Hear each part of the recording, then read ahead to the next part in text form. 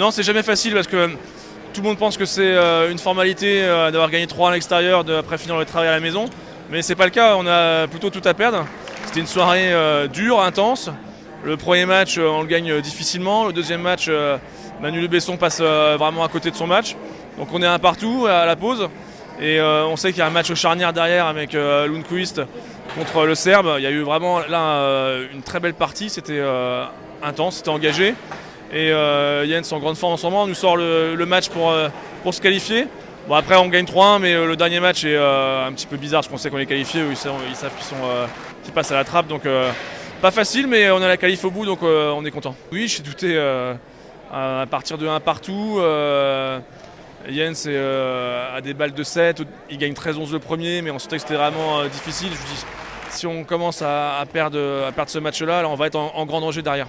Jouer contre notre voisin de la Romagne, pour plusieurs raisons. Déjà le déplacement, ce sera moins loin que d'aller au fin fond de la Russie. Mais surtout, je pense que pour notre sport, ça sera vraiment un grand coup de projecteur. Je pense pas que dans l'histoire du sport français, tout sport confondu, il y a eu 2 clubs français de la même région, du même département, en finale de Coupe d'Europe. Donc pour notre sport, pour le tennis de table, ce sera vraiment super. Donc, et puis on les connaît bien et on a un peu plus d'expérience qu'eux. Je pense qu'ils sont un peu plus forts que nous, mais sur une finale, on ne sait jamais que ce soit contre les Russes ou la Romagne, mais petite préférence pour les voisins.